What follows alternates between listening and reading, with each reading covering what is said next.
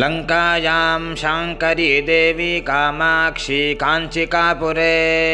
प्रद्युम्ने शृङ्खला देवी चामुण्डी क्रौञ्चपट्टणे अलम्पुरे जोगुलाम्बा श्रीशैले भ्रमराम्बिका कोल्हापुरे महालक्ष्मी मुहुर्ये एकवीरा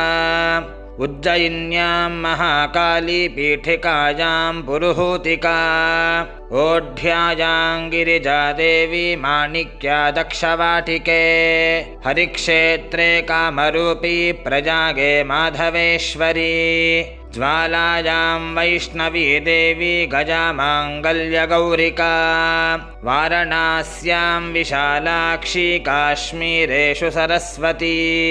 अष्टादशसु पीठानि योगिनामपि दुर्लभम् सायङ्काले पठेन्नित्यं सर्वशत्रुविना